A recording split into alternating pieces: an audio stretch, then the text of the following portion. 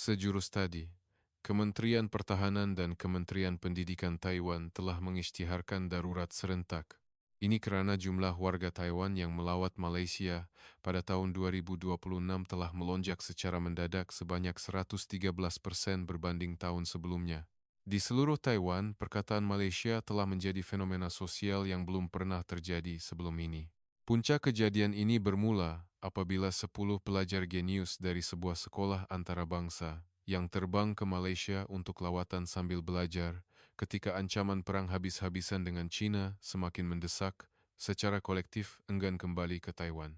Tindakan para pemimpin masa depan Taiwan ini yang ditunjukkan di tengah-tengah Kuala Lumpur cukup untuk mengejutkan media di seluruh dunia. Inilah tempat yang sepatutnya kami hidup. Yara, anak perempuan seorang pegawai tinggi tentera Taiwan, menelepon ibu bapanya 3 hari selepas tiba di Kuala Lumpur untuk mengumumkan hasratnya untuk belajar di Malaysia.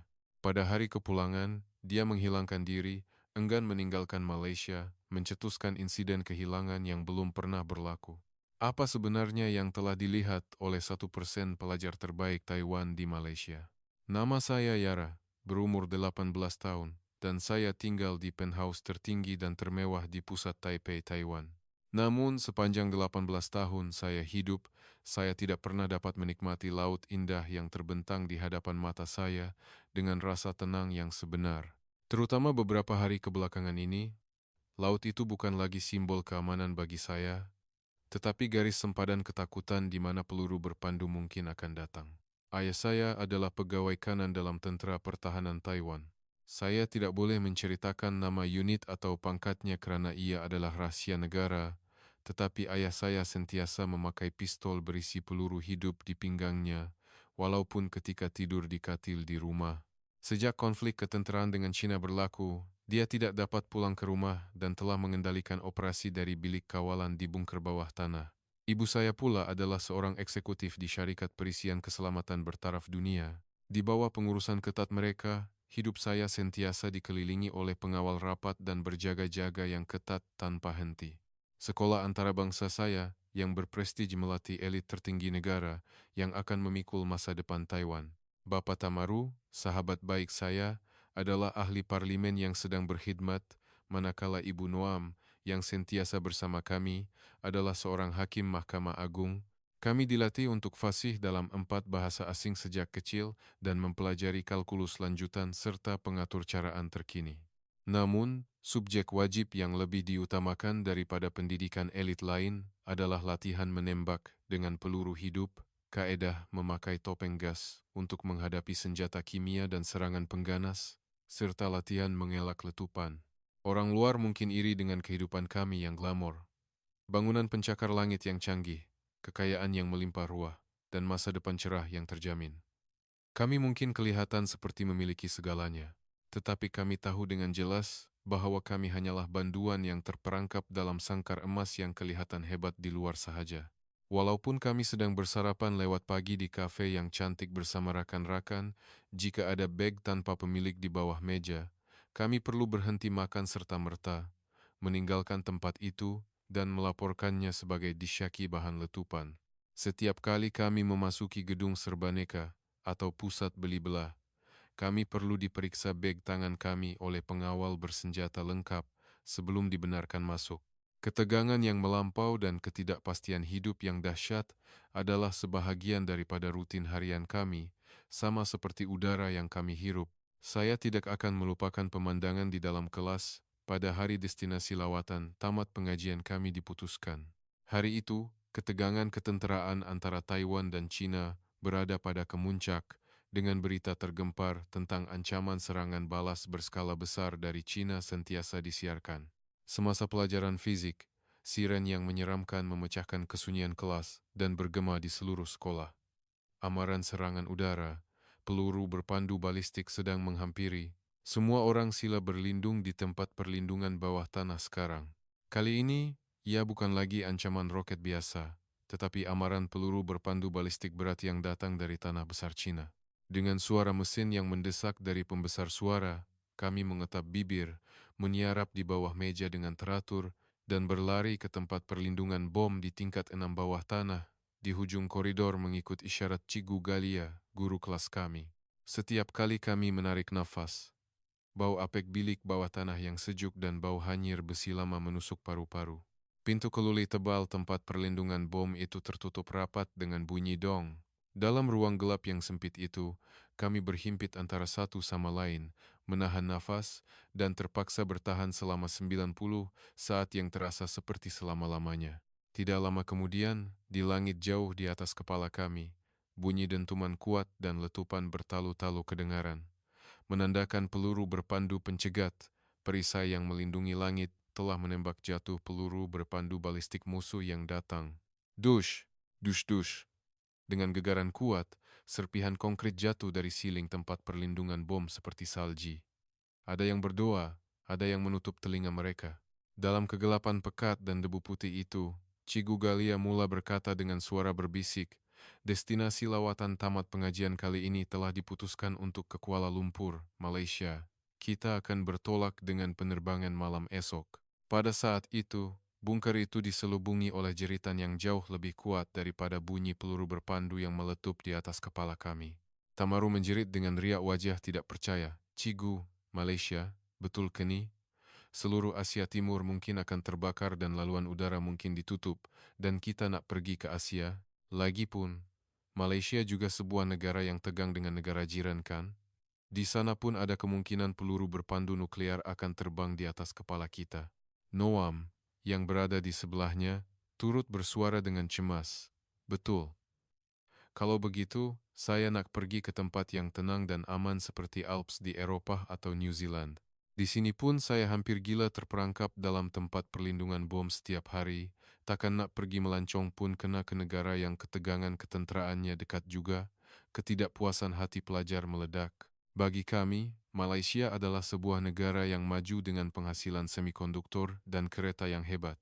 Tetapi pada masa yang sama, ia juga dianggap sebagai medan letupan yang sangat berbahaya, seperti Taiwan, yang berdepan dengan ancaman besar, dan perang boleh tercetus bila-bila masa. Malam itu, apabila saya menghulurkan borang kebenaran lawatan sambil belajar kepada ayah yang singgah di rumah dengan wajah letih, selepas beberapa hari, ayah saya menghentakkan penumbuknya ke meja dengan kuat dan marah seperti api.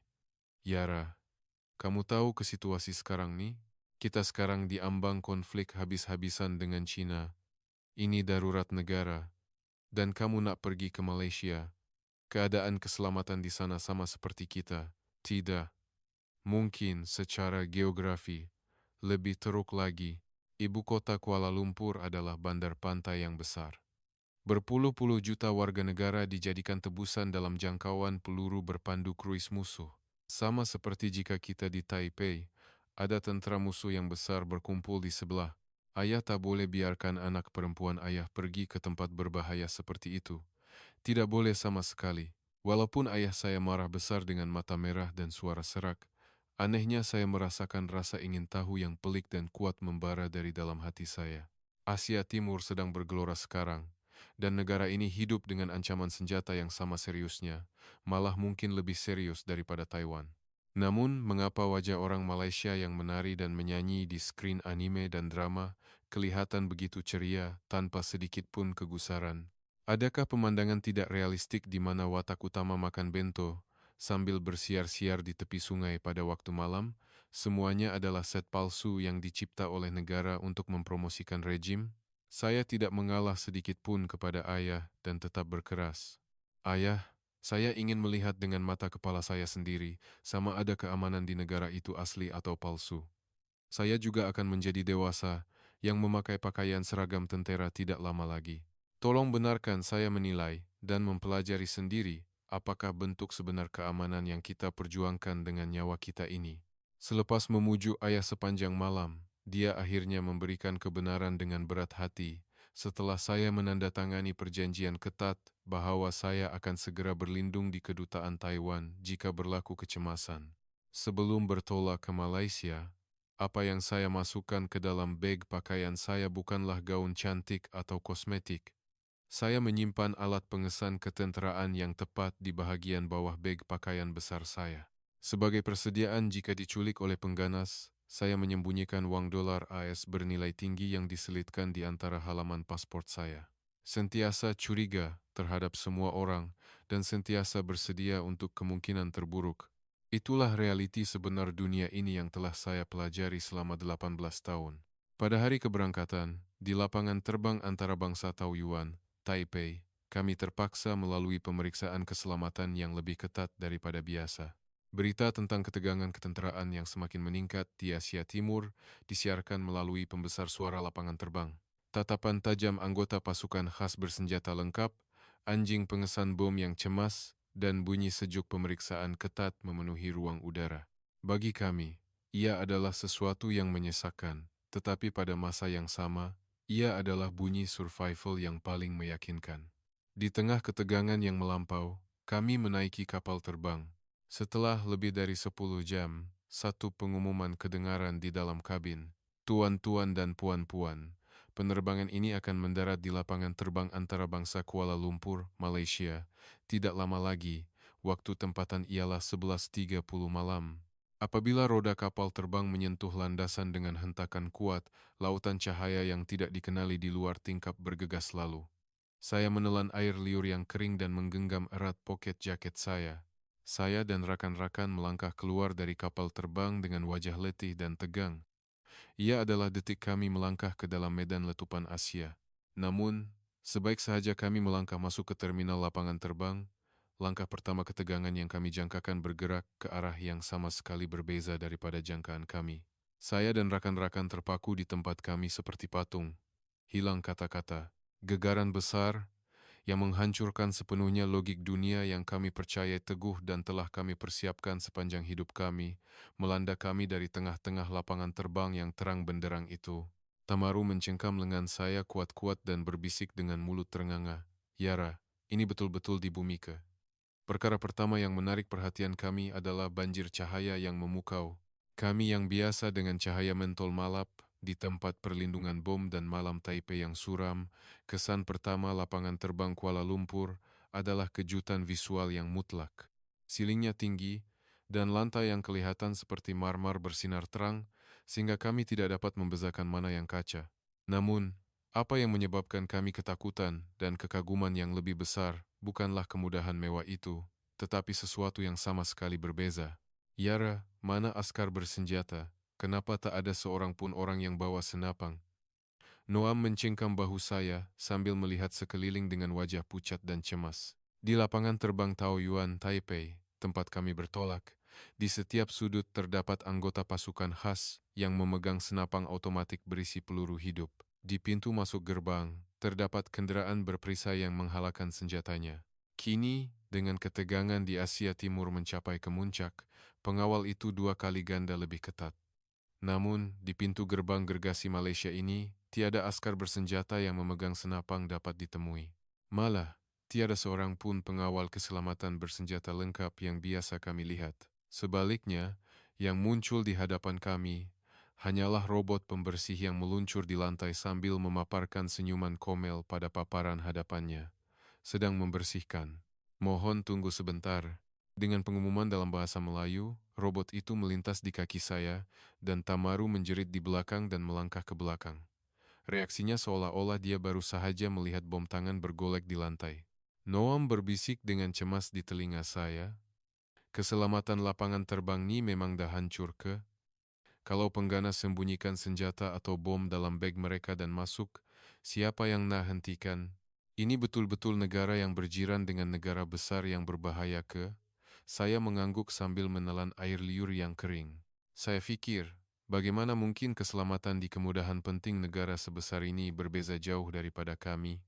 Pasti orang Malaysia ini, semua mengalami delusi keselamatan secara kolektif. Dengan kegelisahan yang melampau di dada, kami menuju ke pemeriksaan imigresen. Kami bersedia untuk disoal siasat secara ketat dan agresif.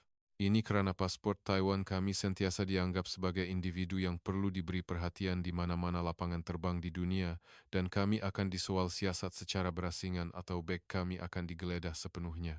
Ada bawa senjata?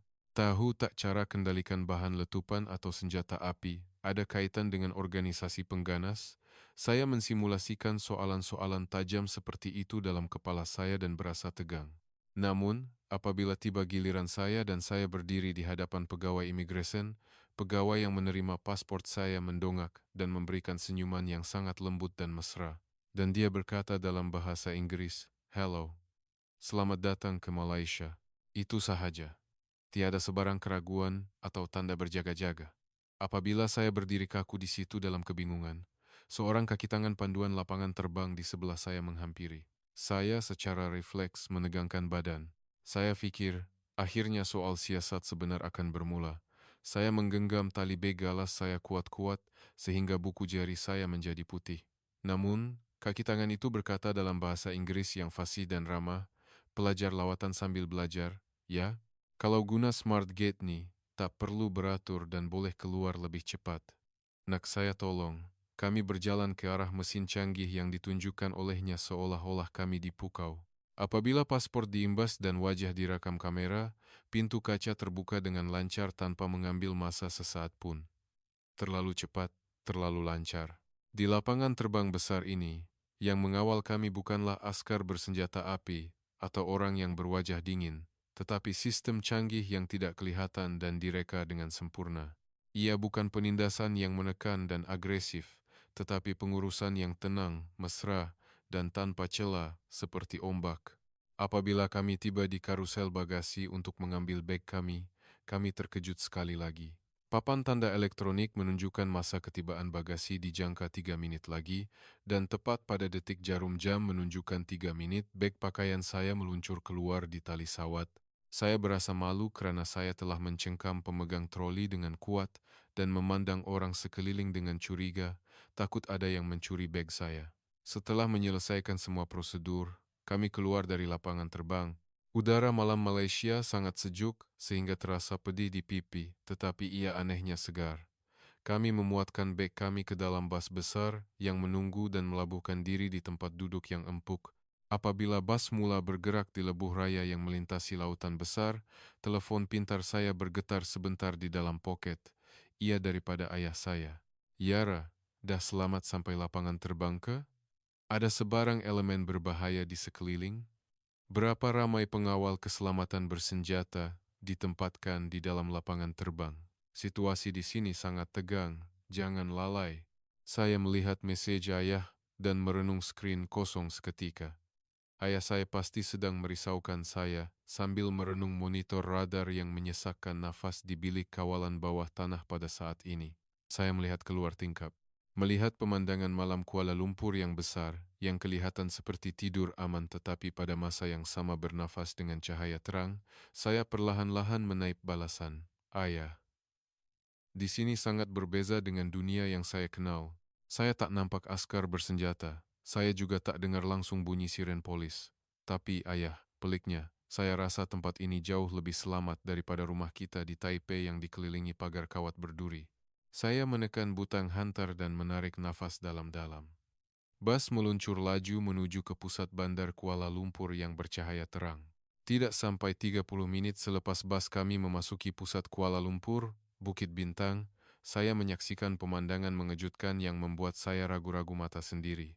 Sudah lewat pukul 1 pagi, di tengah-tengah jalan utama. Seorang wanita muda yang memakai skirt pendek dan fon kepala berjalan dengan tenang sambil melihat skrin telepon pintarnya, sendirian, walaupun tiada rakan atau pengawal di sekelilingnya. Dia sama sekali tidak berjaga-jaga terhadap persekitarannya. "Cigu, tengok tu. Wanita tu berjalan sendirian kan?" Mendengar jeritan saya, Tamaru dan Noam turut melihat keluar tingkap. Di Taiwan kami, ini adalah sesuatu yang tidak dapat dibayangkan. Bagi wanita untuk berjalan sendirian di jalan raya adalah mudah menjadi sasaran, terutamanya dalam keadaan darurat negara seperti sekarang. Keluar pada waktu malam itu sendiri adalah pertaruhan nyawa. Tidak, di mana-mana negara maju di dunia pun, mustahil bagi seorang wanita untuk berjalan sendirian di jalan raya yang terang benderang pada pukul 1 pagi dalam keadaan tidak berjaga-jaga sebegitu. Pada saat itu, jantung saya mula berdegup kencang seperti orang gila. Ini adalah pemandangan kebebasan mutlak yang telah saya impikan selama 18 tahun, tetapi saya percaya teguh bahwa ia tidak wujud di muka bumi. Tidak lama kemudian, kami tiba di hotel penginapan kami. Apabila saya membongkar beg pakaian saya dan berbaring di katil, jam sudah menunjukkan pukul 2 pagi. Disebabkan jet lag, tetapi juga karena pemandangan tidak realistik yang saya lihat di Bukit Bintang tadi, ia tidak keluar dari kepala saya dan saya tidak dapat tidur. Pada waktu itu, bunyi perut saya memecahkan kesunyian. Kruk, Tamaru, yang sedang memandang siling di katil sebelah, ketawa kecil. Yara, saya pun lapar. Saya cuma makan makanan dalam kapal terbang tadi. Nak pergi cari makan ke? Mana ada restoran buka pada jam macam ni? Di Taipei pun, cuma bar yang buka pada pukul 2 pagi. Lagipun, ini negara asing. Terlalu bahaya untuk keluar. Kita dah nampak tadi dari bas kan? Banyak kedai yang lampunya menyala. Kami yang lapar dan tidak boleh tidur, mengetuk pintu bilik Cigu Galia perlahan-lahan, memikirkan mungkin. Cigu pun masih bangun. Cigu, kami lapar sangat. Boleh tak kami pergi ke kedai serbaneka di depan hotel sekejap? Kalau di sekitar hotel tak apa. Tapi jangan menyimpang kemana-mana dan balik dalam masa 20 menit. Kalau nampak orang mencurigakan, terus lari balik hotel. Setelah mendapat kebenaran Cikgu, kami turun ke lobi. Dan sebaik sahaja kami melangkah keluar dari pintu hotel, kami terpaku di tempat kami. Bersama udara malam yang sejuk, apa yang menyentuh kulit kami adalah perasaan aman yang belum pernah dirasai. Tiada tempat yang gelap atau sunyi. Jalanan terang benderang seperti siang hari, dan kedai serbaneka 24 jam yang terdapat di serata bandar memancarkan cahaya keselamatan seperti rumah api di lautan. Kami perlahan-lahan membuka pintu kaca kedai serbaneka yang bertentangan dengan hotel. Selamat datang. Seorang pekerja sambilan yang kelihatan seperti pelajar mengangkat muka dari telepon pintarnya dan membongkok sedikit. Kami masuk ke dalam kedai dengan terpegun. Di rak-rak, berpuluh-puluh jenis mie segera cawan, pelbagai jenis onigiri dan roti, serta susu segar dan minuman disusun rapi tanpa ruang kosong. Banyaknya makanan bertimbun. Kalau perang bermula sekarang dan kami terperangkap dalam tempat perlindungan bom, kami boleh hidup setahun lebih dari sini. Noam berseru kagum sambil mengambil onigiri berbentuk segitiga. Di Taiwan, apabila tanda-tanda perang mula kelihatan, barangan keperluan harian dan makanan akan lenyap dari pasar raya dalam sehari.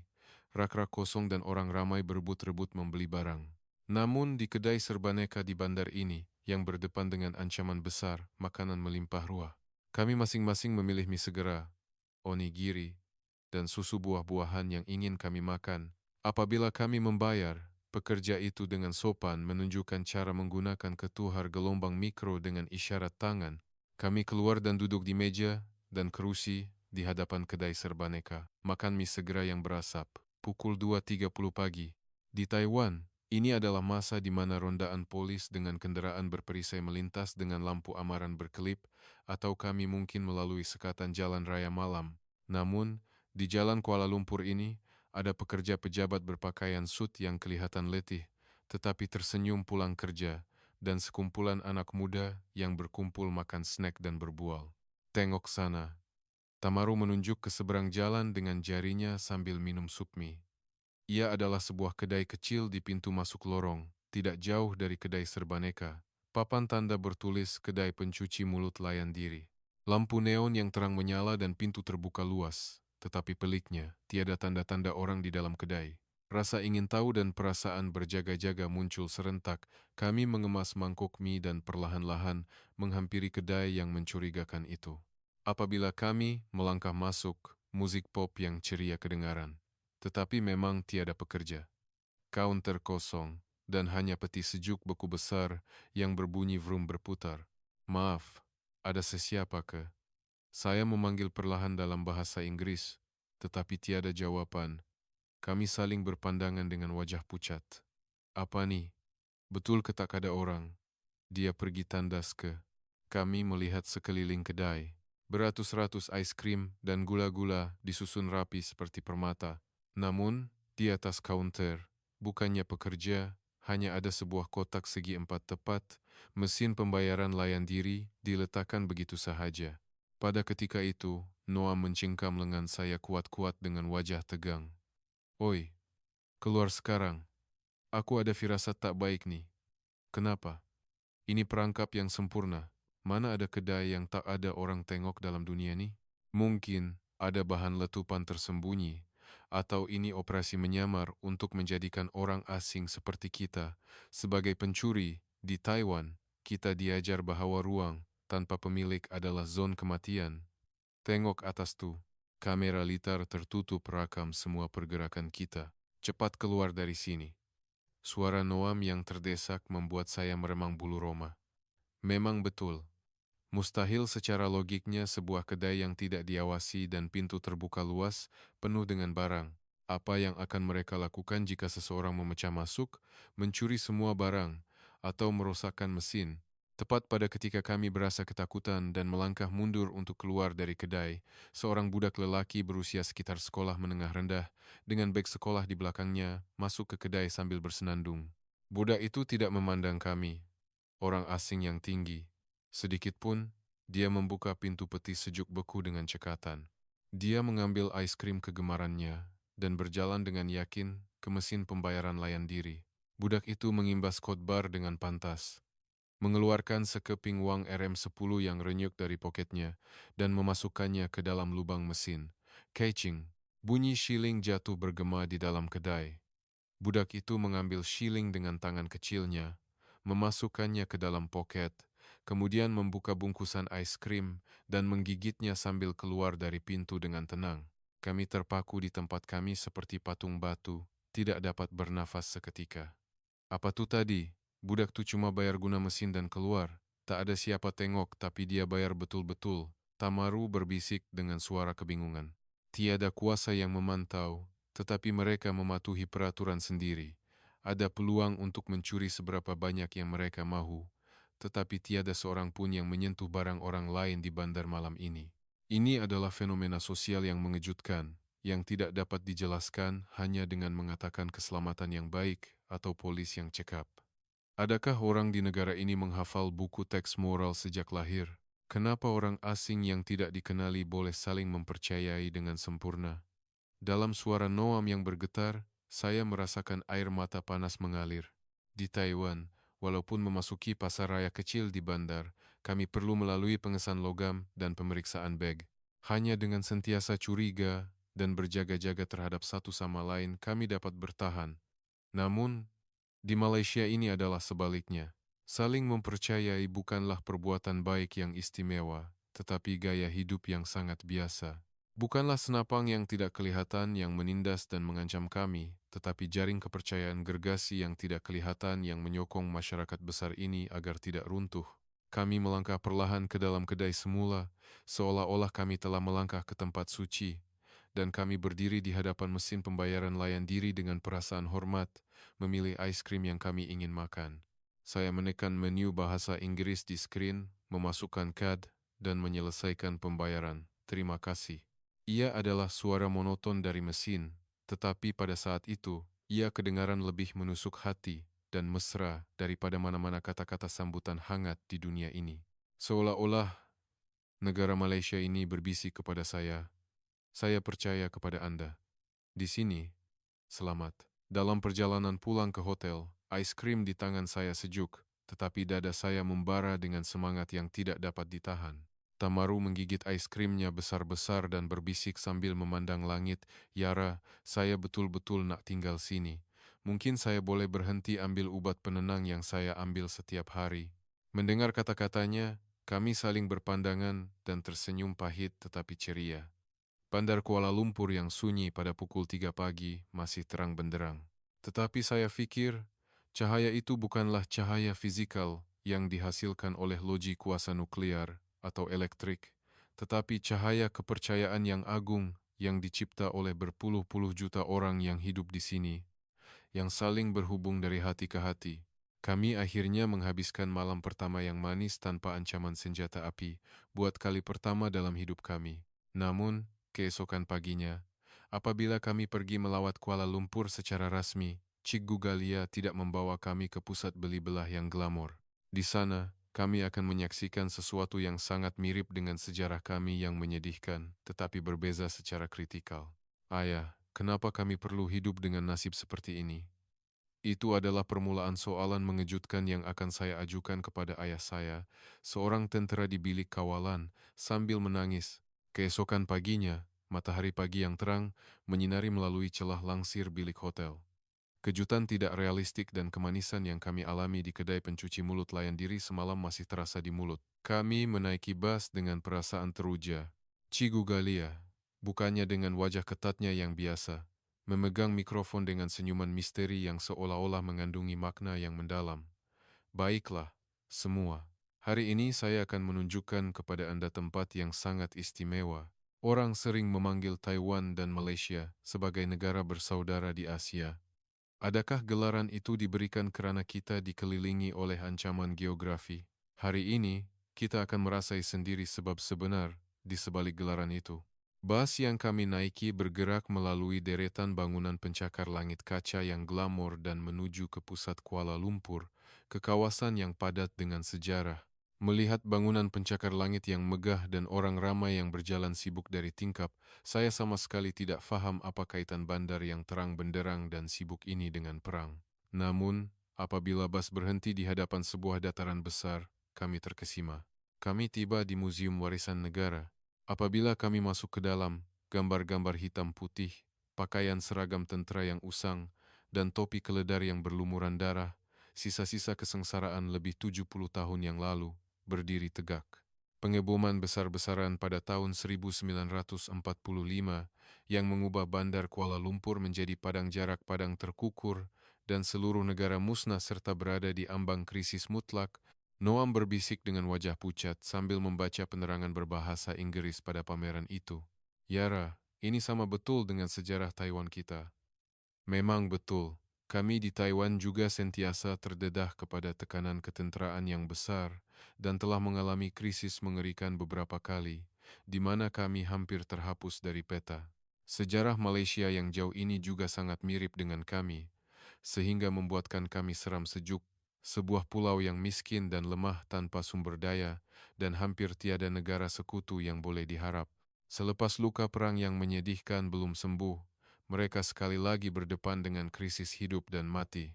Sambil berjalan perlahan di ruang pameran, kami menyaksikan rekod survival yang tragis dan mengerikan yang dialami oleh rakyat Malaysia. Pakaian seragam pelajar yang berlumuran darah dengan wajah muda, topi keledar yang ditembusi peluru, dan Kuala Lumpur dalam gambar hitam putih yang menjadi padang jarak padang terkukur setelah semuanya musnah terbakar. Pemandangan neraka dalam gambar itu adalah dunia yang sama sekali berbeza, sehingga sukar dipercayai bahwa ia adalah tempat yang sama dengan Kuala Lumpur yang canggih yang kami lalui dengan bas beberapa jam yang lalu.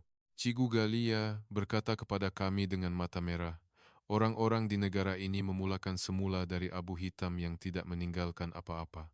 Sama seperti generasi datuk nenek kita yang membina negara ini secara ajaib dengan titik peluh di tanah yang kosong, orang-orang ini juga membina keajaiban yang kita lihat sekarang dengan darah, keringat, dan hati yang tidak pernah menyerah.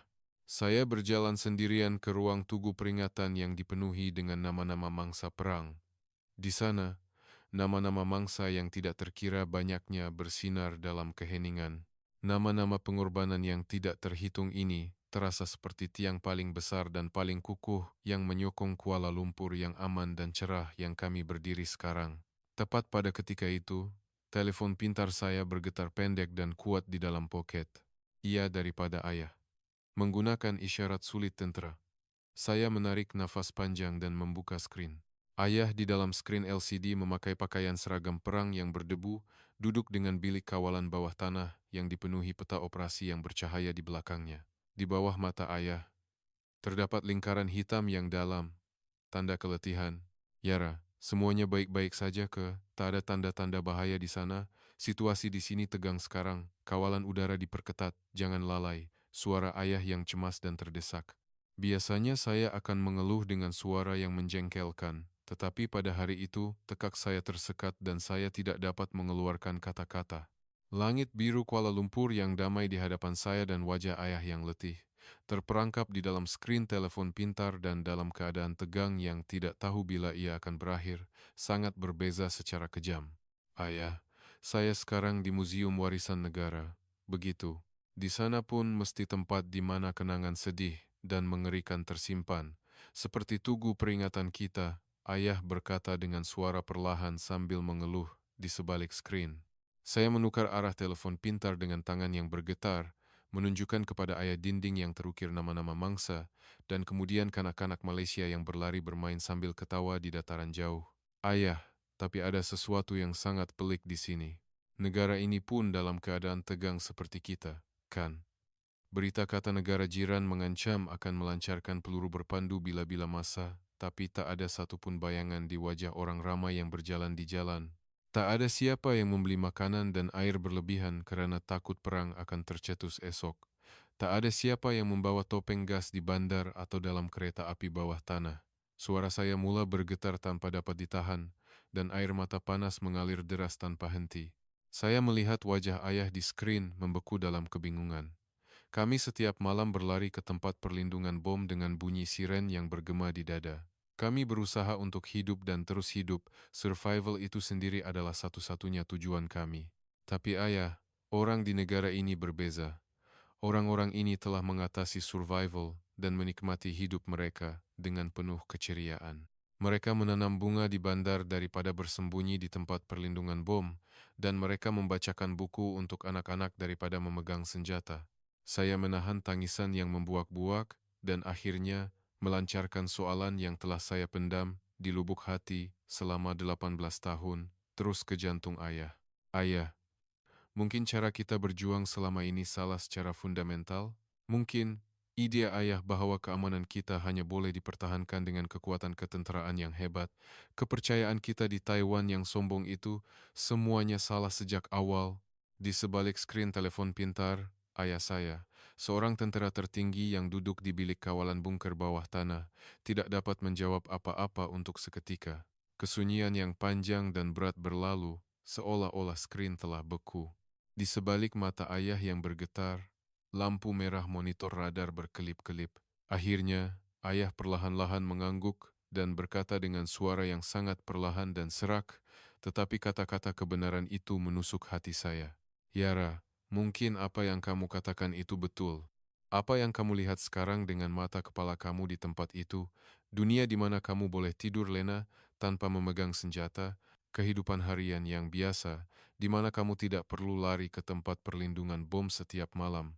Sebenarnya, itulah masa depan kemenangan sebenar yang ayah ingin tinggalkan kepada kamu, walaupun ayah perlu mengorbankan seluruh masa muda dan hidup ayah.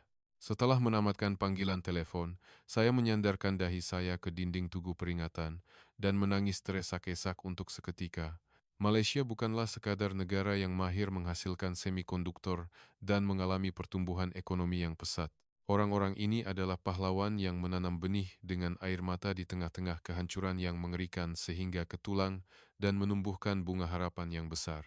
Ia bukanlah keamanan yang dipaksakan dan dilindungi hanya dengan peluru berpandu tanpa belas kasihan dan tentera yang kejam, tetapi keamanan sebenar yang dibina kukuh dengan titik peluh, darah, air mata, dan pengampunan yang tidak terkira banyaknya. Itulah perbezaan terbesar dan paling kritikal yang menjadikan Malaysia berbeza secara sempurna daripada Taiwan, walaupun kami sangat serupa sehingga membuatkan kami seram sejuk. Kami keluar dari museum dengan mata merah dan menaiki bas semula. Hati kami terasa sangat berat, tetapi pada masa yang sama, harapan yang tidak dikenali membara seperti api di lubuk hati saya. Kerana saya telah melihat sendiri bukti sempurna bahwa tanpa senjata api dan tanpa tempat perlindungan bom, manusia masih boleh membina semula masyarakat yang begitu cerah dan indah. Namun, kebahagiaan dan kelegaan kami yang singkat tidak berpanjangan. Apabila kami menaiki bas dan cuba berehat sekejap, kata-kata Cigu Galias terusnya mengejutkan kami serta-merta. Kerana Cigu memberitahu pemandu bas destinasi yang mengerikan yang sama sekali tidak kami jangkakan. Apabila bas perlahan-lahan mengubah haluan ke arah barat daya, pemandangan di luar mula berubah secara drastik. Inilah tempat di mana hipokrasi keamanan yang kami alami setiap hari di Taiwan benar-benar terkoyak dan wajah sebenar Malaysia yang mengerikan tersembunyi. Baiklah semua, setelah melihat pembangunan Kuala Lumpur yang gemilang dan wajah depan yang indah, kini tiba masanya untuk Anda melihat dengan mata kepala Anda sendiri. harga mengerikan yang dibayar oleh negara ini setiap saat untuk melindungi kegemilangan itu. Apabila bas meninggalkan pusat bandar dan memasuki Lebuh Raya, suara Cigu Galia menjadi dingin seperti ais. Pemandangan di luar tingkap mula berubah dalam sekelip mata dari bangunan pencakar langit modern Kuala Lumpur dan pemandangan sungai yang damai kepada garis pantai yang ditutupi dengan pagar besi dan simen yang kasar dan sejuk. Jumlah kereta di jalan raya berkurangan secara mendadak dan ketegangan sejuk yang menusuk tulang dapat dirasakan di udara. Noam, yang melihat keluar tingkap, mula bernafas dengan tergesa-gesa. Pagar kawat berduri 3 lapis yang tajam, yang memanjang sejauh mata memandang di sepanjang garis pantai. Menara pengawal konkrit berwarna coklat yang tegak berdiri pada jarak yang tetap dengan wayar berduri di atasnya seolah-olah mengancam. Pemandangan yang mengerikan dan tandus itu tanpa belas kasihan, mencetuskan trauma dahsyat yang telah tertanam di jiwa pelajar Taiwan kami sejak lahir. Karena ia sangat mirip dengan kawasan pantai yang berdepan dengan China dan zon sempadan yang tegang, sehingga membuat kami seram sejuk tanpa sedikit pun perbezaan. Yara, tiba-tiba saya rasa sesak nafas. Jantung saya berdegup sangat kencang. Noam, yang duduk di sebelah, mencengkam dadanya dengan tangan pucat dan membongkokkan badannya. Saya pun sama. Peluh sejuk mengalir seperti hujan di belakang saya, dan kedua-dua tangan saya menggenggam erat pemegang tempat duduk. Realiti kejam bahwa negara ini, yang kami fikir adalah tempat pelancongan yang damai, sebenarnya adalah medan letupan yang paling tandus di dunia. Dengan tumpuan senjata yang padat, mencekik tekak kami. Setelah melalui beberapa pos pemeriksaan yang ketat, bas tiba berhampiran pangkalan tentara laut di Raja Malaysia di Tanjung Karang. Sebaik sahaja kami turun dari kereta, ketegangan tajam yang menusuk kulit terasa di seluruh tubuh. Di sebalik cermin mata hitam gelap pengawal keselamatan yang teguh seperti batu tanpa sedikit pun pergerakan, kami dapat merasakan tatapan tajam. Kami menahan nafas dan mengikut arahan pemandu pelancong, berjalan ke kawasan pemerhatian di mana kami dapat melihat pelabuhan yang dipenuhi kapal perang gergasi. Kami terkesima melihat pemandangan di hadapan kami. Kapal perang gergasi berwarna kelabu terdampar dengan tenang seperti awan keluli. Di dek kapal, peluru berpandu dan meriam yang sedia untuk menembak bila-bila masa mengacungkan ke langit. Ia bukanlah ruang yang damai. Kesunyian yang menyesakan itu tidak bermakna perang telah berakhir, tetapi hanyalah keadaan berhenti sementara yang sangat berbahaya, di mana jari-jari menahan picu dan saling mengacungkan pisau selama lebih 70 tahun. Ketakutan mengerikan ini, di mana kami dapat merasakan kekuatan besar yang boleh menjadi musuh membakar kulit kami di hadapan mata, adalah ancaman kepada nyawa yang jauh lebih primitif dan menyeramkan daripada ketegangan Taiwan kami yang hidup di bawah perlindungan sistem pertahanan udara. Kami diselubungi ketakutan, segera menaiki bas dan meninggalkan Tanjung Karang. Namun, keajaiban dan kejutan sebenar yang menghancurkan sepenuhnya pandangan dunia kami berlaku bukan di dalam pagar kawat berduri yang ketat itu, tetapi di dalam bas selama kira-kira sejam dalam perjalanan kembali ke pusat bandar Kuala Lumpur. Bas meluncur di Lebuh Raya menuju ke utara. 30 menit, 40 menit, dan kemudian 50 menit. Dalam masa kurang dari sejam, pemandangan di luar tingkap telah berubah sepenuhnya, seolah-olah film telah disunting. Di tempat yang dulunya terdapat pagar besi gelap dan menara pengawal konkrit, kini terdapat kafe berdinding kaca yang memainkan musik yang bergaya dan pusat beli bela besar yang berkilauan. Bukannya askar yang berjaga-jaga di jalanan, tetapi orang-orang yang gembira, berpakaian cantik, memegang es krim di tangan, berjalan dengan senyuman di jalan yang dipenuhi bunga sakura. Kami, yang baru saja bergetar di hadapan kapal perang gergasi, benar-benar terpukau oleh kesinambungan ruang yang terlalu berbeza dan tidak realistik ini. Apa maksudnya nih, Yara? Tengok tuh, orang-orang tuh ketawa sambil bersuah foto. Tamaru berkata dengan suara hampir menangis, tidak dapat mengalihkan pandangannya dari tingkap. 1 jam je, cuma perjalanan bas 50 kilometer. Tak ada kesesakan lalu lintas pun. Di sebelah sana, kuasa ketenteraan besar saling berbalah, seolah-olah perang boleh tercetus esok. Tapi kenapa orang di sini boleh makan es krim dan berbual di kafe dengan wajah tenang macam ni? Apa yang ada dalam otak orang-orang ni? Noam juga memegang kepalanya dengan kedua-dua tangan. tidak dapat menyembunyikan kekagumannya. Memang betul apa yang dia katakan. Di Taiwan, ketegangan di zon sempadan segera merebak ke seluruh masyarakat dan sepenuhnya melumpuhkan kehidupan harian. Walaupun di tengah-tengah Taipei, 70 kilometer dari Beijing, jika peluru berpandu musuh dilancarkan, siren akan segera berbunyi di seluruh bandar, dan orang ramai akan membuang minuman mereka dan berlari ke tempat perlindungan bom seperti Haiwan. Kami tidak pernah memisahkan ketakutan perang dari kehidupan harian kami walau sesaat pun. Namun, di Malaysia ini berbeza. Walaupun jarak fisikal lebih dekat dan kuasa tembakan jauh lebih besar, sehingga tidak dapat dibandingkan, orang Malaysia tidak pernah membiarkan ketakutan mengerikan itu menyeret ke dalam kehidupan harian mereka yang biasa. Walaupun mereka hidup dengan bom nuklir di atas kepala dan pangkalan tentara terbesar di dunia hanya 50 kilometer jauhnya, mereka hidup dengan penuh keceriaan, memikirkan restoran mana yang sedap untuk makan tengah hari-hari ini, atau film apa yang hendak ditonton hujung minggu ini. Saya menyandarkan kepala ke tingkap dan merenung orang muda Malaysia yang ketawa ceria di bandar dengan pandangan kagum. Dan dari lubuk hati saya, satu kesadaran besar menerangi seperti kilat. Kekuatan sebenar Malaysia yang mendorong negara ini ke arah negara maju bukanlah jutaan unit ekspor kereta atau teknologi semikonduktor terbaik di dunia. Ia bukan pura-pura mengabaikan ancaman, tetapi kekuatan mental yang mengagumkan yang tidak pernah menyerah kepada kehidupan normal walaupun berada di tengah-tengah ancaman. Keengganan untuk membiarkan ketakutan perang menguasai hidup mereka, dan tekad yang gigih dan cerah untuk menjalani hari ini dengan penuh keceriaan. Orang Malaysia, bukan dengan senjata, tetapi dengan senjata paling ampuh dan agung di dunia yang dinamakan kehidupan harian biasa, berdepan dengan ancaman musuh dengan tenang. Apabila bas memasuki kawasan bandar Kuala Lumpur yang kompleks dan memperlahankan kelajuan, jantung saya berdegup kencang seperti tidak pernah berlaku sebelum ini. Saya ingin melihat lebih dalam wajah sebenar rakyat Malaysia yang mencipta masyarakat agung ini dan memutarkan roda seperti gigi jam tanpa membiarkannya runtuh. Dan keesokan harinya, kami akan meninggalkan dunia permukaan yang glamor dan turun ke dunia bawah tanah Kuala Lumpur, di mana jutaan warga negara hidup bersesak-sesakan.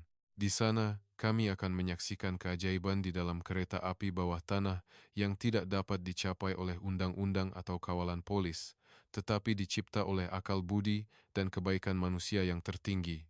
Ia adalah perarakan warga negara yang lebih teratur dan agung daripada tentera bersenjata. Keesokan harinya, setelah menyaksikan jurang ajaib antara pagar besi sejuk Tanjung Karang dan kedamaian cerah pusat bandar Kuala Lumpur, kami meninggalkan dunia permukaan yang penuh bangunan, pencakar langit yang glamor dan melangkah ke dunia bawah tanah yang besar, di mana jutaan warga negara hidup setiap hari. Cigu Galia berkata dia akan membiarkan kami mengalami enjin sebenar yang menyokong masyarakat Malaysia dari asasnya, yaitu kesadaran sivik yang tidak kelihatan dan muktamad. Pukul 6 petang, sebaik sahaja kami turun ke pintu masuk stesen kereta api bawah tanah yang besar pada waktu puncak, kami terkesima dengan tekanan visual dan pendengaran yang memukau. Dataran bawah tanah yang besar dan tanpa had, dan lautan manusia yang membanjiri lorong-lorong pertukaran yang tidak terkira banyaknya, gelombang rambut hitam terus mengalir seperti sungai besar. Bagi kami pelajar Taiwan, ruang yang padat dengan manusia seperti ini secara naluri menimbulkan ketakutan yang melampau. Ini kerana dataran dan stesen di Taipei atau Kaohsiung yang dipenuhi ratusan dan ribuan orang sentiasa menjadi sasaran utama pengeboman berani mati. Oleh itu, kami sentiasa berjaga-jaga di tempat yang ramai orang, dan tabiat berjaga-jaga terhadap tangan dan beg orang di sekeliling kami sudah sebati dalam diri kami. Ini terlalu bahaya, kan? Dalam keramaian besar ni, kalau ada orang sembunyikan bom dalam beg, takkan dapat dikesan. Kalau tak mati kena lenyek pun dah kira nasib baik. Tamaru berbisik dengan suara bergetar ketakutan sambil mencengkam kuat hujung baju saya. Kami, yang diselubungi ketakutan, saling berpegangan tangan dan turun ke platform di tingkat 30 meter bawah tanah. Di platform, terdapat dinding kaca lutsinar, pintu platform, yang dipasang sepanjang masa untuk menghalang orang daripada terjatuh ke landasan. Tidak lama kemudian, dengan pengumuman, sebuah kereta api besar meluncur ke platform dengan bunyi angin. Kereta api itu sudah penuh sesak, sehingga tiada ruang untuk berpijak. Memang kereta api neraka itu sendiri. Saya menjangkakan apabila pintu terbuka, orang ramai akan saling menolak dan menjerit. Pengangkutan awam di Taiwan sentiasa bising dan kacau bilau. Di bawah semangat Puma yang unik di Taiwan, yang boleh dikatakan sebagai sikap kurang ajar, adalah tidak jarang untuk bertengkar dengan orang yang tidak dikenali untuk mendapatkan tempat duduk. Namun, pada saat pintu terbuka, sebuah keajaiban suci yang tidak dapat dipercayai, seperti yang saya baca dalam kitab Perjanjian Lama, berlaku di hadapan mata saya. Berpuluh-puluh orang yang berkerumun di hadapan pintu segera berpecah ke kiri dan kanan seperti laut yang terbelah, membuka laluan. Seolah-olah lautan terbelah dua oleh Musa yang memegang tongkat. Orang ramai yang menunggu di luar tidak bergerak selangkah pun sehingga semua orang di dalam kereta api dapat turun dengan selamat. Bukan polis yang meniup whistle untuk mengawal, bukan askar bersenjata yang mengacung-acungkan senjata. Hanya ribuan orang yang mematuhi peraturan yang tidak kelihatan, mengekalkan ketentraman yang sempurna seperti satu organisme besar. Kami secara semula jadi mengikuti arus manusia dan masuk ke dalam kereta api. Bahagian dalam kereta api sesak dengan haba manusia, seolah-olah kami akan sesak nafas. Namun di dalam kereta api yang sesak itu, saya menemui pemandangan tidak realistik yang sama sekali tidak dapat saya fahami secara logik. Yara, tengok sana.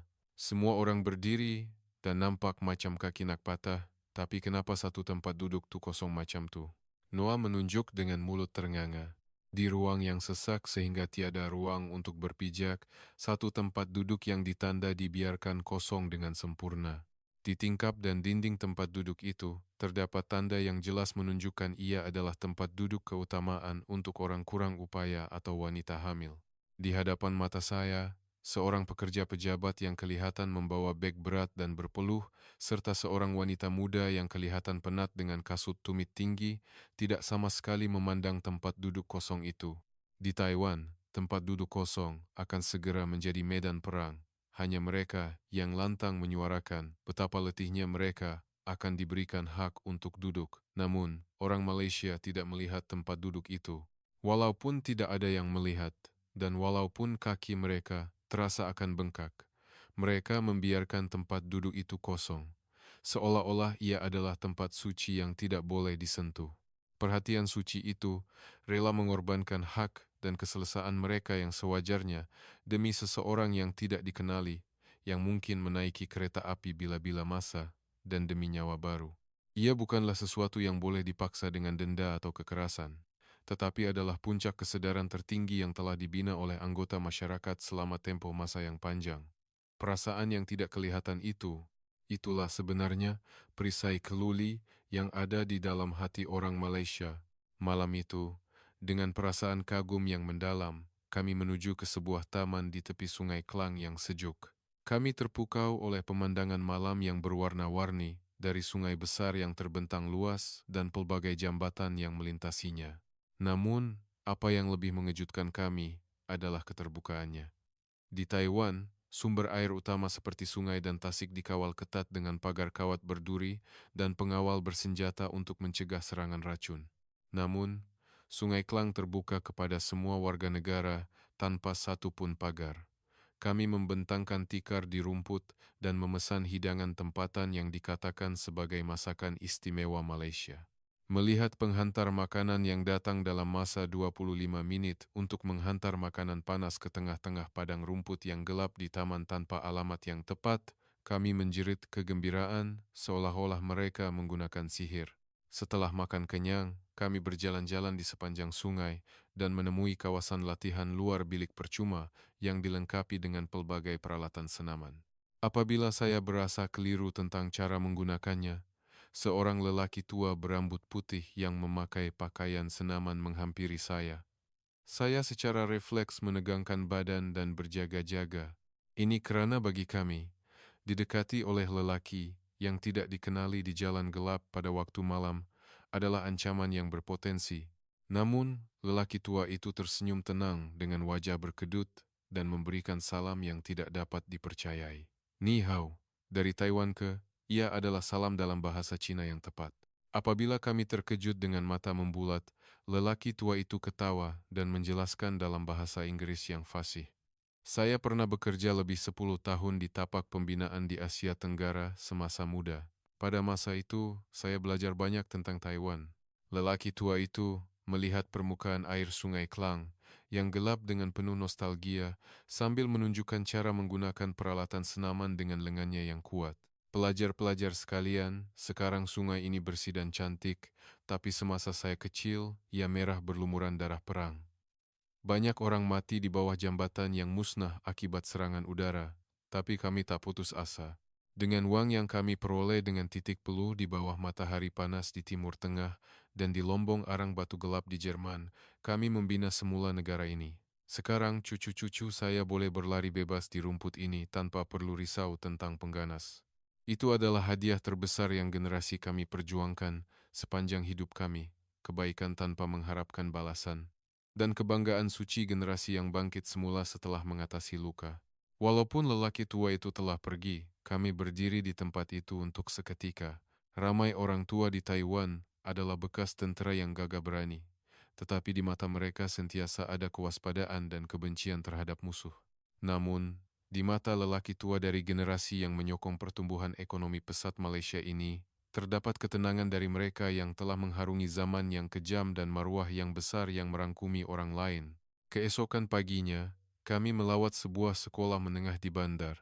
Kami mula-mula terkejut dengan kualiti makanan sekolah yang disediakan di dewan makan sekolah, yang seperti hidangan bufet hotel yang mewah. Dan apabila loceng berbunyi, kami terkejut kali kedua sehingga terkesima sepenuhnya. Sebaik sahaja loceng tamat pelajaran berbunyi, pelajar sekolah menengah Malaysia serentak mengeluarkan penyapu dan kain lap dari loker di belakang kelas dan mula mengelap bawah meja belajar mereka dan koridor dengan senyap sambil berlutut. Di sekolah Taiwan, tugas membersih adalah kerja pekerja kebersihan. Kami hanya belajar cara menjadi elit dengan menggunakan kepala dan tidak belajar cara mengotorkan tangan kami. Kenapa mereka bersusah payah membersih sendiri sedangkan mereka boleh mengupah pekerja kebersihan dan senang-senang saja? Noam bertanya dengan nada tidak faham. Seorang pelajar perempuan berkacamata yang memegang kain lap tersenyum ceria sambil mengesat peluh di dahinya. Ini tempat kami belajar sepanjang hari. Jadi ini tempat kami. Kami tak boleh biarkan orang lain bersihkan sampah yang kami buat sendiri. Lagipun, bila semua kawan-kawan lap lantai bersama, kami belajar bekerja sama dan faham apa itu tanggung jawab sebenar. Tanggung jawab. Perkataan itu menusuk hati saya. Kami telah mengulangi perdebatan yang dinamakan Habruta, yang kononnya mengubah dunia dengan kata-kata, tetapi kami tidak pernah belajar pengorbanan untuk memungut sehelai sampah di kaki kami demi orang lain. Pelajar Malaysia, melalui pembersihan harian, belajar cara berkhidmat kepada masyarakat dan merendahkan diri, yaitu kepimpinan sebenar yang memimpin dunia secara langsung dengan tubuh mereka. Pada hari terakhir lawatan yang penuh pengajaran dan kerjasama ini, Cikgu Galia memberikan kami separuh hari bebas di Pavilion Kuala Lumpur. Ia adalah perhatian untuk kami menikmati kecantikan dan fashion Malaysia sepenuhnya. Namun, kami tidak pernah menyangka bahwa di tengah-tengah pavilion Kuala Lumpur yang glamor dan cerah itu, sebuah insiden kecil akan menanti kami, yang akan menghancurkan sepenuhnya kepercayaan dan kelegaan kami terhadap masyarakat Malaysia. Hari bebas yang dijanjikan oleh Cikgu Galia telah tiba. Destinasi kami ialah Pavilion Kuala Lumpur, yang dikenali sebagai pusat fashion dan kosmetik Asia. Sebaik sahaja kami naik tangga kereta api bawah tanah dan keluar ke permukaan, keramaian orang ramai yang luar biasa dan papan tanda yang terang benderang menyapa kami, seperti air terjun. Musik pop yang menggegarkan jantung bergema dari pembesar suara di seluruh bandar dan bau takoyaki yang menyelerakan memenuhi udara. Ramai pelancong asing dan anak muda Malaysia yang bergaya memenuhi jalan-jalan seperti sungai besar. Bagi kami pelajar perempuan Taiwan, jenama kosmetik Malaysia adalah seperti harta karun legenda yang hanya kami lihat di skrin YouTube.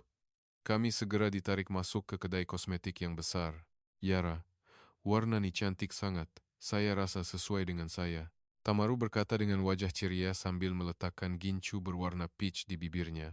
Pekerja wanita muda itu sangat fasih berbahasa Inggris. Dia tidak melayan kami sebagai unsur berbahaya yang berpotensi atau askar yang mungkin mengeluarkan senjata bila-bila masa. Dia hanya melayan kami sebagai gadis berusia 18 tahun biasa yang berminat dengan fashion. Di hadapan senyuman lembut pekerja yang memuji saya sambil mencoba pelbagai toner di belakang tangan saya, dada saya tiba-tiba terasa sakit yang menusuk. Dalam beberapa bulan sahaja, rambut panjang saya ini akan dipotong pendek dan saya terpaksa dihantar ke padang latihan yang kering dan berdebu. Bukannya beg kosmetik yang comel, saya akan memakai vest peluru yang berat dan sejuk, dan bukannya gincu, saya akan menyapu krim penyamaran hitam di wajah saya. Kerana itulah nasib kejam yang tidak dapat dielakkan bagi semua orang muda yang dilahirkan di Taiwan. Saya pun cuma nak hidup biasa dan bahagia macam ni. Pakai baju cantik, makan sedap-sedap dengan kawan-kawan. Sambil menahan perasaan sedih melihat diri saya di cermin, bau yang menyelerakan datang dari luar. Kami memegang beg membeli belah di kedua-dua tangan dan makan takoyaki panas di jalanan. Perang, tempat perlindungan bom, latihan kecemasan, pengganas, bahaya. Kami dapat melupakan kata-kata yang mengerikan dan berat yang melekat di pikiran kami itu sepenuhnya untuk seketika. Ia adalah kebahagiaan yang cerah, Atrana.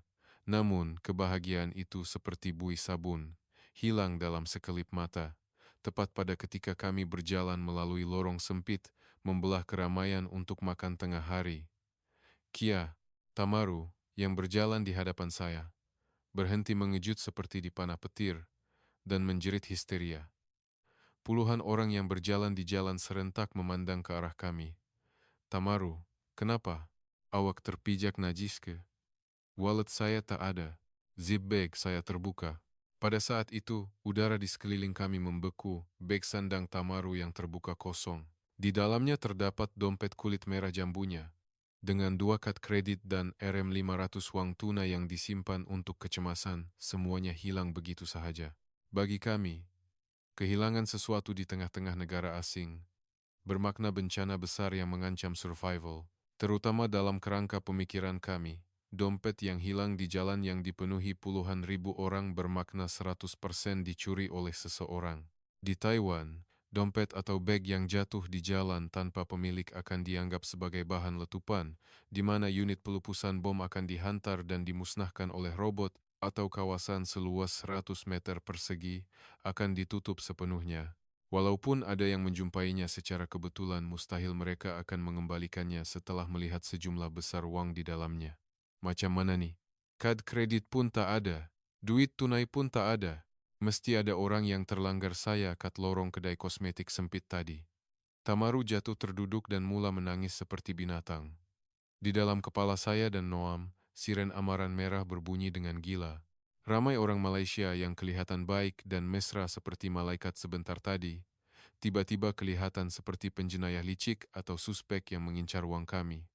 Memang betul saya rasa terlalu sempurna. Tak ada syurga. Ini pun akhirnya hutan rimba di mana yang kuat memangsa yang lemah, sama seperti tempat manusia hidup. Mereka menunggu kami lalai. Ketidakpercayaan dan kebencian yang kuat terhadap manusia yang tersembunyi di lubuk hati saya sekali lagi mengangkat kepala seperti ular beracun. Kami menelepon Cigu Galia dengan tangan yang bergetar. Cigu mengarahkan kami untuk segera ke balai polis, berhampiran dan memberitahu lokasinya. Kami membuka pintu balai polis kecil di lorong Bukit Bintang dengan terengah-engah. Balai polis di Taiwan sentiasa bising dan menekan seperti pasar, dipenuhi penjenayah yang berdebu. Kehilangan dompet pelancong asing hanyalah perkara kecil, dan kami akan diusir begitu sahaja dengan diberikan sehelai borang, dan jawaban tidak bermaya seperti kami akan hubungi jika dijumpai. Kami membuka pintu balai polis dengan wajah putus asa. Ya, boleh saya bantu? Seorang pegawai polis pertengahan umur yang berpakaian seragam lengkap bangun dari kerusinya dan menyambut kami dengan wajah bimbang.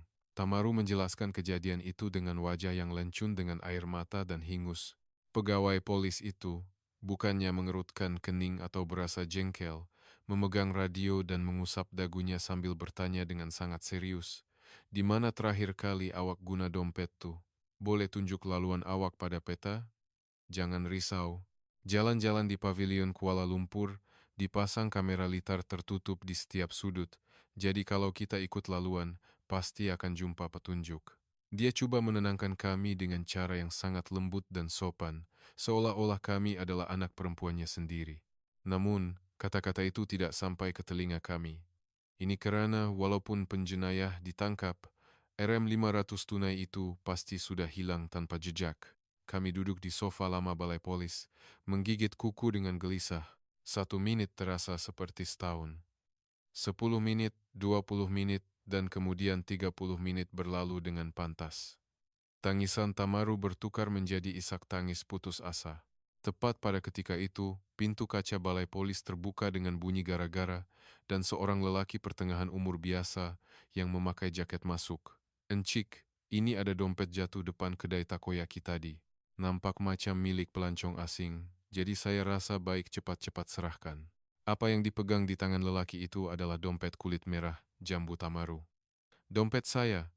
Tamaru melompat seperti mata air dan merampas dompet itu.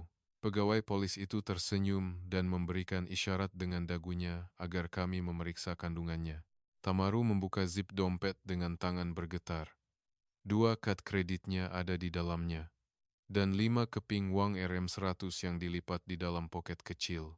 Tiada satupun yang hilang, bukan sekeping uang RM100, bukan sekeping shilling 10 sen pun. Semuanya ada di dalamnya dengan sempurna. Duit saya ada semua, tak hilang satupun. Betul-betul ada semua. Kami merenung lelaki yang mengembalikan dompet itu dengan mulut ternganga, seolah-olah kami melihat hantu. Apabila saya ingin menghulurkan tangan untuk memberi ganjaran, lelaki itu berdehem dengan rasa malu dan melambaikan tangan. Oh, tak payahlah. Tentu awak risau sangat kehilangan dompet di negara asing. Nasib baik jumpa. Lepas nih, pastikan zip bag sentiasa tertutup rapat, ya. Selamat menikmati sisa perkutian awak. Lelaki itu tidak meminta nama atau maklumat hubungan, malah ganjaran secawan kopi pun tidak, dan sekali lagi membuka pintu kaca dan hilang di tengah-tengah keramaian Bukit Bintang dengan tenang. Kami berdiri kaku di lantai balai polis untuk seketika, seolah-olah kami telah lupa cara bernafas. Puluhan ribu orang asing yang saling bergeser di jalan yang sibuk, dan dompet berisi uang tunai yang banyak jatuh di jalan, tetapi 30 menit kemudian ia dikembalikan tanpa sedikit pun disentuh. Ini adalah keajaiban yang sempurna yang sama sekali tidak dapat dikira dengan fisik atau statistik yang telah saya pelajari. Pegawai polis itu meletakkan 3 cawan teh panas di tangan kami sambil tersenyum lembut. Terkejut kan? Di Malaysia, walaupun awak tinggalkan komputer riba di meja kafe dan pergi ke tandas, tak ada siapa yang curi. Bukan sebab takut kamera litar tertutup, tapi memang sudah jadi kebiasaan di sini untuk tidak menginginkan barang orang lain. Pada saat itu, Tamaru menjatuhkan cawan kertas di tangannya dan jatuh terjelepok di lantai di hadapan balai polis, menangis teresak-esak. Ia bukanlah air mata ketakutan dan keputusasaan karena kehilangan dompet. Ia adalah air mata katarsis, di mana kekaguman yang terlalu besar dan overwhelming, serta kesedihan terhadap hidupnya sendiri yang sengsara, yang telah hidup dalam keraguan dan kewaspadaan sepanjang hidupnya, meledak keluar sekaligus. Saya dan Noam memeluk Tamaru dan hanya menangis. Kami telah hidup terperangkap dalam dinding besi sejuk sepanjang hidup kami. Pagar pemisah yang dibina di sempadan untuk mencegah pengganas, pagar yang melingkari rumah kami untuk berjaga-jaga terhadap orang luar, dan yang paling utama, dinding ketidakpercayaan kejam di dalam hati kami yang mengatakan bahwa kami perlu mencurigai orang lain tanpa syarat untuk melindungi nyawa kami. Kami telah hidup dengan indoktrinasi bahwa hanya dengan dinding itu kami selamat. Namun, di tengah-tengah Bukit Bintang, Kuala Lumpur ini, dinding ketidakpercayaan yang kukuh itu runtuh dengan bunyi gara-gara oleh tangan hangat seorang warga negara yang tidak dikenali. Hormat terhadap kemanusiaan yang agung, yang tidak mengejar keuntungan diri dengan mengambil kesempatan atas kesusahan atau kesedihan orang lain, tetapi membantu orang yang jatuh dan mengembalikan barang yang hilang tanpa bayaran. Langit malam Kuala Lumpur yang kami pandang setelah keluar dari balai polis, lebih dalam, lebih jernih, dan lebih cerah dari sebelumnya. Keramaian Bukit Bintang yang kelihatan menakutkan seperti akan menelan kami sebentar tadi, kini kelihatan seperti puluhan ribu penjaga yang saling melindungi antara satu sama lain dengan kuat. Namun, esok hari, Kami perlu meninggalkan syurga yang cerah ini dan kembali ke realiti neraka di mana peluru berterbangan. Malam itu, setelah kembali ke hotel, saya tanpa tidur membuat keputusan mengerikan yang akan mengubah hidup saya sepenuhnya dan mengejutkan kami semua. Pagi hari terakhir lawatan tiba dengan berat hati. Ia adalah hari kepulangan kami ke Taiwan. Lobi hotel yang biasanya sibuk dengan celoteh pelajar yang turun untuk bersarapan, kini diselubungi oleh kesunyian yang menyeramkan, seperti sebuah kubur besar. Kegembiraan dan kejutan yang menggegarkan hati pada malam pertama kami tiba di Malaysia telah hilang tanpa jejak. Kini perasaan putus asa yang menindas menguasai udara di lobi, karena kami sekali lagi perlu kembali ke medan perang kejam yang menanti dengan siren amaran serangan udara dan tempat perlindungan bom bawah tanah yang lembab. Kami tanpa kata-kata masing-masing menarik beg pakaian besar kami dan berkumpul di lobi. Pukul 11 pagi, kami perlu menaiki bus ke lapangan terbang. Cigu Galia dengan wajah tegang mula mengira jumlah pelajar. 1, 2, 3, 4. Wajah Cigu yang sedang mengira tiba-tiba menjadi pucat seperti kertas. Cigu menunjuk senarai nama dengan tangan bergetar dan mendongak. Tunggu, Yara mana? Yara tak ada. Mendengar suara Cigu yang terdesak, pelajar-pelajar serentak melihat sekeliling. Tamaru menjawab dengan wajah keliru. Tadi masa saya kemas barang dalam bilik. Dia kata nak tunggu di lobi tingkat 1 dulu. Mungkin dia pergi tandas, namun setelah 10 menit, dan kemudian 20 menit, saya tidak muncul di lobi. Cigu menelepon telepon pintar saya dengan wajah pucat, tetapi hanya suara mesin yang dingin berbunyi nombor yang Anda dial tiada dalam liputan atau telah dimatikan bergema kosong. Dalam sekelip mata, lobi hotel menjadi huru-hara yang tidak terkawal. Darurat, cepat panggil pengawal keselamatan hotel. Hubungi pejabat kedutaan dengan segera. Suara Cigu Galia bergetar seperti orang gila. Anak perempuan pegawai tinggi Tentara Pertahanan Taiwan telah hilang secara tiba-tiba di tengah-tengah ibu kota negara asing, meninggalkan barang-barangnya. Ini bukan sekadar kes gadis remaja yang lari dari rumah, tetapi krisis keselamatan negara yang serius, yang perlu dipertimbangkan kemungkinan insiden pengganas licik yang berkaitan dengan kuasa musuh. Dalam kepala Cigu, senario terburuk di mana saya diculik dan menjadi mangsa tebusan pasti sedang berlegar. Namun, tepat pada saat semua orang ketakutan dan coba memanggil polis, saya tidak bersama pengganas bersenjata, tetapi duduk sendirian dengan tenang di tempat yang sama sekali berbeza, jauh dari hotel. Ini adalah kedai buku Kinokuniya yang besar di pusat Kuala Lumpur, KLCC. Pada awal pagi itu, apabila saya terjaga, saya merasakan keinginan yang amat kuat, sehingga saya tidak dapat mengemas barang dan pulang ke Taiwan begitu sahaja. Sepanjang seminggu di Malaysia, keamanan agung yang saya rasai di seluruh sel tubuh saya, udara kebebasan ini, kepercayaan yang cerah dan hati orang-orang ini, saya ingin memuatkannya ke dalam beg pakaian saya, tidak, ke dalam hati dan jiwa saya, untuk selama-lamanya.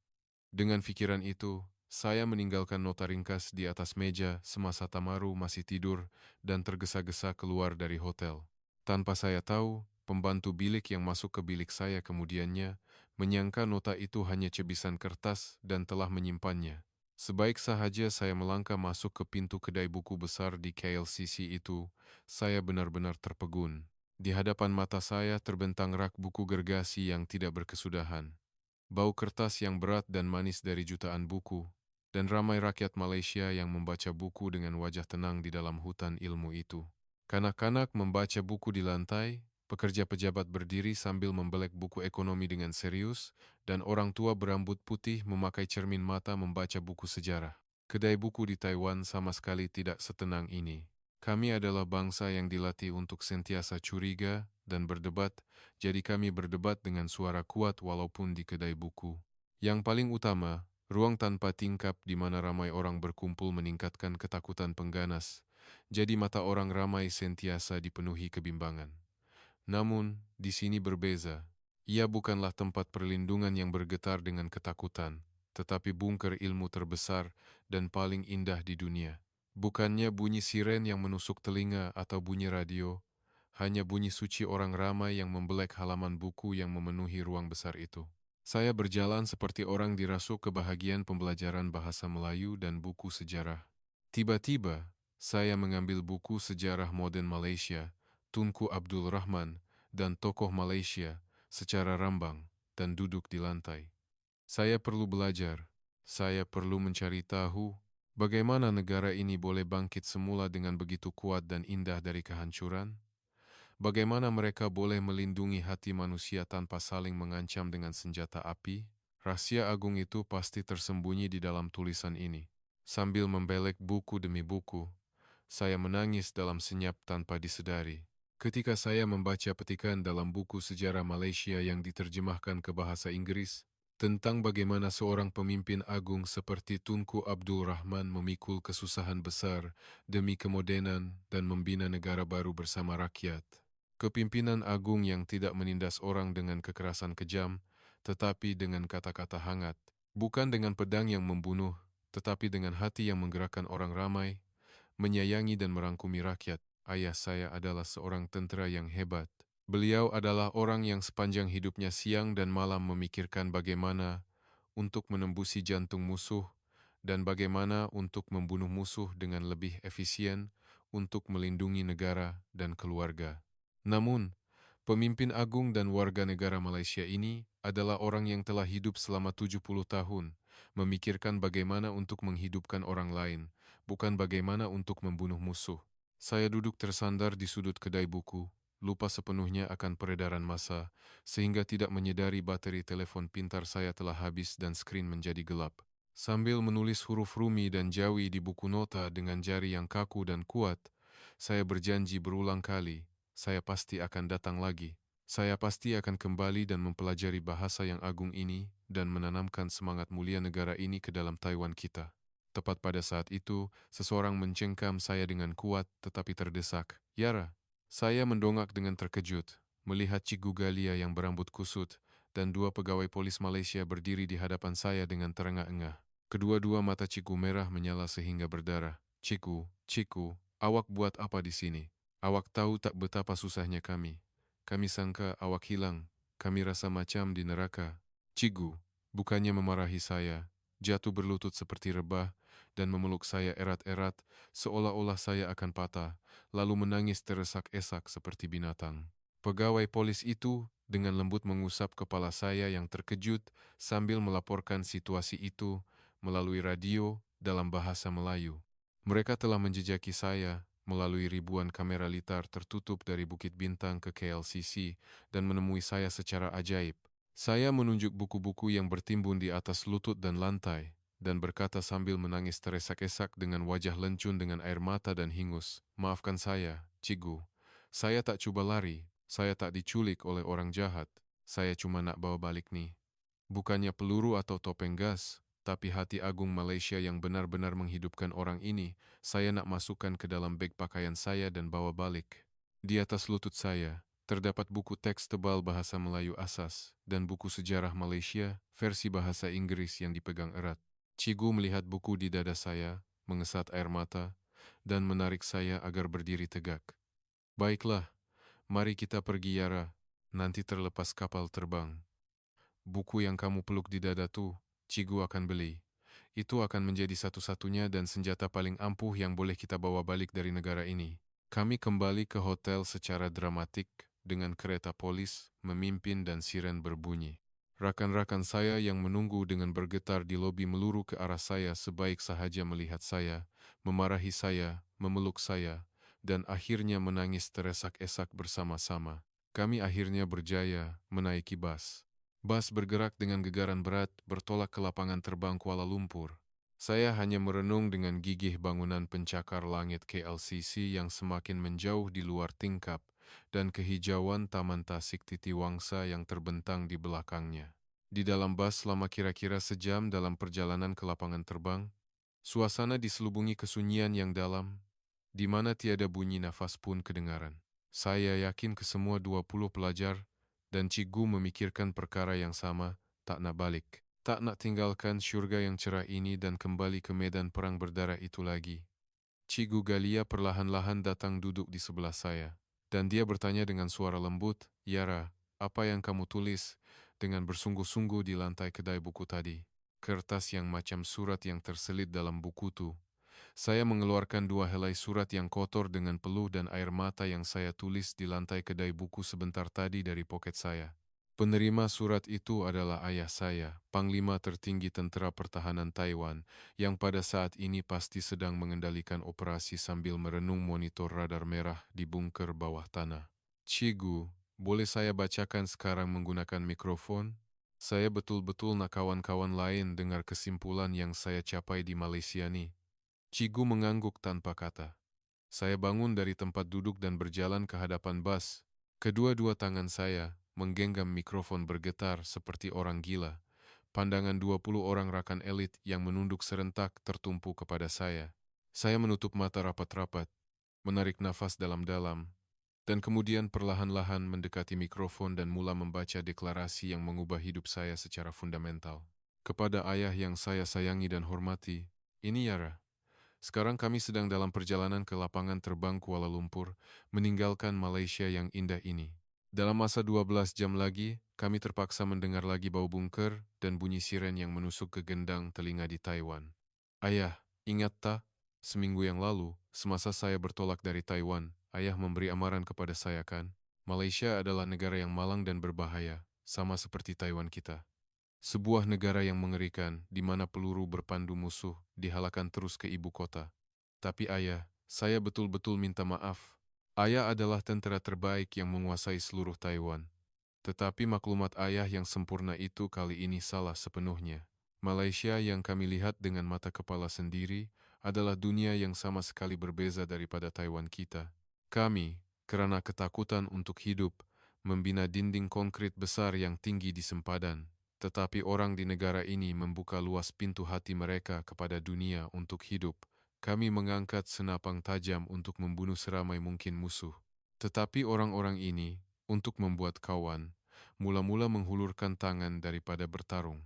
Ayah, saya berasa ketakutan yang menyesakkan nafas apabila saya melihat pagar besi dan kapal perang di Tanjung Karang. Tetapi apabila saya tiba di pusat bandar Kuala Lumpur, hanya 50 kilometer dan 1 jam perjalanan bas, saya terkejut lebih besar. Walaupun ancaman mengerikan itu hanya 1 jam perjalanan jauhnya, orang ramai berbual di kafe dan makan malam di taman pada waktu malam sambil ketawa. Ayah selalu mengajar saya bahwa keamanan hanya dapat dipertahankan oleh kekuatan ketenteraan dan kekuasaan yang mutlak. Hanya tentera yang kuat yang dapat menghidupkan kita. Ya, betul. Saya tahu lebih daripada siapapun bahwa ayah bekerja siang dan malam untuk melindungi keluarga kita, terutamanya saya, dan saya menghormati ayah dari lubuk hati saya. Tapi ayah, keamanan sebenar yang saya saksikan sepanjang seminggu di Malaysia ini bukanlah kepalsuan yang ditindas dengan kekuatan. Keamanan di sini tidak dilindungi oleh peluru berpandu atau tentera yang dingin, tetapi oleh kepercayaan cerah yang kukuh di antara puluhan juta orang yang saling mempercayai. Kepercayaan yang teguh bahwa berjalan di jalan pada waktu malam adalah selamat. Perhatian hangat bahwa tempat duduk keutamaan harus dibiarkan kosong walaupun seseorang itu letih. Kepercayaan agung bahwa dompet berisi Rm500 santa yang hilang akan pasti dihantar ke balai polis oleh seseorang. Kesedaran sivik dan kepercayaan yang tidak kelihatan itu melindungi masyarakat ini 1000 kali, 10.000 kali lebih kuat daripada ribuan kereta kebal atau sistem pertahanan udara Taiwan kita. Ayah, saya berasa seperti saya bernafas lega tanpa topeng gas buat kali pertama dalam hidup saya. Di tempat di mana ketegangan dan penindasan kejam yang telah menekan saya sepanjang hidup saya hilang, kebebasan yang benar-benar manusiawi memenuhi ruang. Saya baru tahu buat kali pertama dalam 18 tahun, bahwa kehidupan harian biasa seperti makan mie segera pada waktu malam, memilih kosmetik, dan membaca buku sebagai gadis 18 tahun biasa di dunia tanpa senjata, boleh membuat seseorang begitu bahagia. Oleh itu, ayah, saya ada permintaan. Tidak, ini adalah keputusan saya. Tolong hantar saya kembali ke Malaysia yang agung ini. Saya tidak melarikan diri karena takut perang. Saya betul-betul ingin belajar bagaimana mereka membina negara maju yang begitu berintegriti dengan kekuatan manusia sahaja dari kehancuran yang kosong. Bagaimana mereka boleh menanamkan kasih sayang untuk orang lain daripada kebencian perang. Saya ingin mempelajari rahasia keajaiban itu dalam bahasa Melayu dan ingin mengubah Taiwan kita menjadi cantik seperti Malaysia. Saya ingin menjadikan negara kita negara yang benar-benar aman, di mana adik-adik kita tidak perlu lagi bersembunyi di bawah tanah, bergetar mendengar bunyi siren. Jadi, saya telah memutuskan, selepas menamatkan perkhidmatan ketenteraan yang akan bermula tidak lama lagi, saya tidak akan pergi ke universiti di Taiwan, tetapi pasti akan belajar di universiti di Malaysia. Saya tidak akan pergi ke bunker bawah tanah yang gelap, tetapi akan pergi ke kedai buku Kinokuniya yang dipenuhi cahaya. Ayah, tolong sokong keputusan anak ayah, Yara, yang telah dilahirkan semula di Malaysia ini. Apabila saya selesai membaca ayat terakhir surat itu dengan suara bergetar, bas yang menuju ke lapangan terbang bertukar menjadi lautan air mata. Noam, yang mendengar dengan wajah serius, Tamaru yang mengetap bibir di sebelah, dan Cigu Galia yang sentiasa tegas seperti besi, semuanya menutup muka dengan kedua-dua tangan dan menangis tersesak-sesak seperti binatang. Air mata yang mengalir di pipi mereka bukanlah sekadar air mata kesedihan atau kekecewaan. Ia adalah air mata katarsis dan harapan yang memenuhi hati kanak-kanak yang telah hidup dalam ketakutan senjata sepanjang hidup mereka, yang akhirnya menemui jalan manusiawi sebenar yang sepatutnya mereka jalani. Cigu Galia mengambil mikrofon dari tangan saya dengan mata yang basah dengan air mata. Suara Cigu bergetar teruk dan serak. Yara, dan semua pelajar yang saya sayangi, Cigu dan kami orang dewasa di Taiwan, betul-betul minta maaf kepada Anda semua. Dunia yang kami orang dewasa, yang pengecut ajar kepada Anda, semua terlalu kejam dan sempit.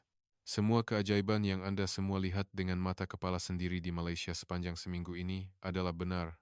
Mungkin kebaikan dan kepercayaan orang yang Malaysia buktikan selama 70 tahun dengan titik peluh adalah jawaban yang betul, lebih daripada senjata yang kami jeritkan selama 100 tahun. Apabila kembali ke Taiwan, Cikgu akan mempertaruhkan seluruh jawatan ini dan secara rasmi mengemukakan laporan kepada Ketua Setiausaha Kementerian Pendidikan. Cikgu berjanji akan mengubah kurikulum pendidikan agar adik-adik Anda semua dapat mempelajari kepribadian yang luar biasa dan agung yang Anda semua saksikan di Malaysia. Dengan janji Cikgu, pelajar-pelajar mengesat air mata dan memberikan tepukan dan sorakan. Kami semua melihat keluar tingkap bas. Di seberang jambatan yang melintasi lautan besar, matahari terbenam merah melukis pemandangan yang megah. Seolah-olah langit besar Malaysia yang kemerahan itu memberikan salam perpisahan yang lembut kepada kami, gadis-gadis asing yang menghabiskan seminggu yang singkat tetapi kuat. Akhirnya, kami tiba di lapangan terbang Kuala Lumpur. Langkah kami menuju ke pemeriksaan imigresen dan gerbang keberangkatan berbeza 180 darjah daripada ketika kami tiba seminggu yang lalu. Seminggu yang lalu, apabila saya pertama kali melangkah masuk ke lapangan terbang ini, saya hanya merasakan ketakutan primitif bahwa saya telah datang ke neraka di mana bom mungkin meletup bila-bila masa. Tetapi kini, perasaan kami ketika menaiki kapal terbang terlalu manis dan menyedihkan, seolah-olah kami dipaksa keluar dari surga di bumi yang damai. Namun langkah kami 20 pelajar lebih kuat dan ceria dari sebelumnya. Karena di dalam beg pakaian saya yang berat, buku bahasa Melayu asas disimpan dengan cermat, dan di dalam dada saya yang panas, benih impian besar yang ditanam oleh Malaysia telah berakar umbi dengan kuat. Kami menaiki kapal terbang dan duduk di tempat kami. Tidak lama kemudian, dengan bunyi enjin yang kuat, kapal terbang meluncur di bumi Malaysia dan melayang tinggi ke langit malam.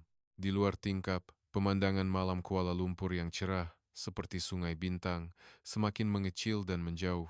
Tetapi cahaya kepercayaan yang hangat itu terpahat kukuh di dalam hati saya sebagai rumah api yang cerah yang tidak akan padam.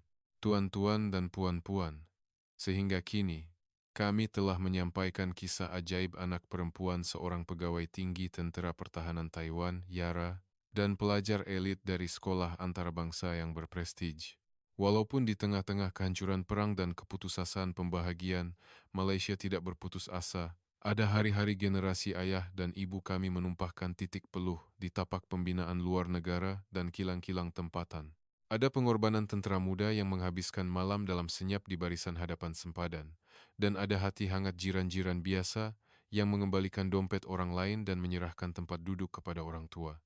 Ketua Setiausaha Kementerian Pendidikan Taiwan tunduk di parlimen. Kami mengajar anak-anak elit kami kalkulus dan pengatur caraan, tetapi kami tidak dapat mengajar mereka kebaikan agung untuk mengembalikan dompet orang asing. Di hadapan kesedaran sivik yang mulia di Malaysia, pendidikan elit kami selama 100 tahun telah kalah sepenuhnya. Dengan kekuatan kepercayaan dan kepedulian yang lebih besar daripada senjata, mereka telah membina negara yang membuat elit negara ketenteraan terkuat di dunia pun menangis dan iri. Jika hati Anda tersentuh, sila tinggalkan like dan komen bangga di ruangan komen. Hakikatnya, hari biasa yang Anda lalui tanpa sengaja itu adalah keajaiban terbesar yang paling diingini oleh seseorang.